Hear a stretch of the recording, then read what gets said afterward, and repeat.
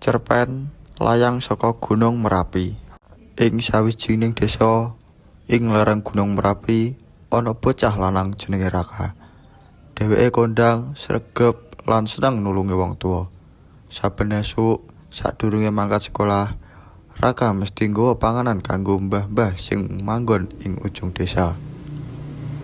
Dina kuwi langit katon mendung tipis, angin saka gunung nggawa hawa adem lan swara gemuruh alus.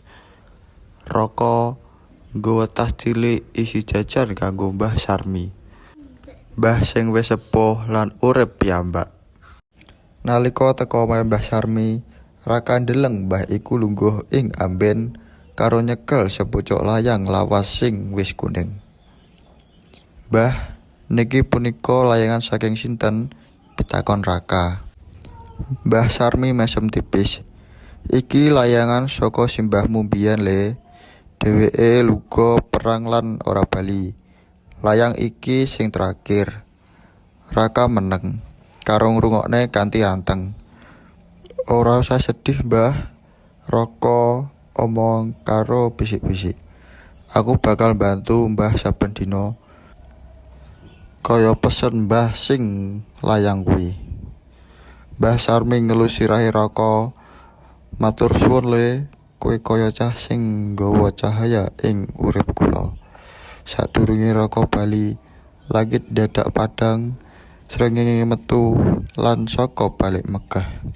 Kaya ngelingke yen saben sing lunga mesti ninggalke kenangan sing ora bakal musna. Raka mlaku mulih karo ati seneng. Dheweke ngerti nulung wong liya kuwi ora mung gawe seneng, nanging uga gawe urip dadi luwih teges. Sawise awan kuwi, Raka bali menyang omah karo pikiran sing durung rampung. Ning atine duwe kepingin ngerti luwih akeh karo simbah sing ora nate ditemoni. Ing omah, dheweke crita marang ibune. "Bu, napa bener simbah biyen lunga perang terus ora bali?" Ibune ngusap pundhake Raka.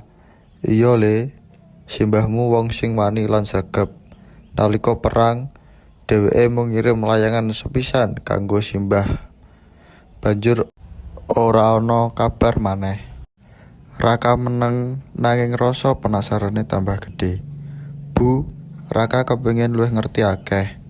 Mungkin ana layangan liyane utawa barang peninggalan simbah." Ibune mesem. "Yen pancen penasaran, besok wae tak jak menyang gudang lawas. Ana kotak simpenan simbahmu." Esuk-esuk sawise sekolah, Raka lan ibune menyang gudang. Debu wangi lan kayu lawas ana nang jero gudang. Neng pojokan ana kotak kayu utawa kanthi ukiran sederhana. Ibune buka kotak iku perlahan.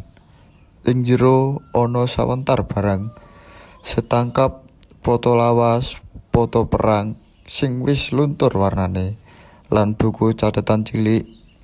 Raka gumun, tulisan iki meh padha karo sing diomongne simbah ing layang sing dicekel Mbah Sumarni.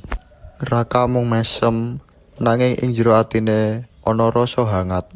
Dheweke ngerti yen layang saka Gunung Merapi iku dudu selembar tulisan lawas, nanging pesan sing dadi cahaya kanggo masa depane.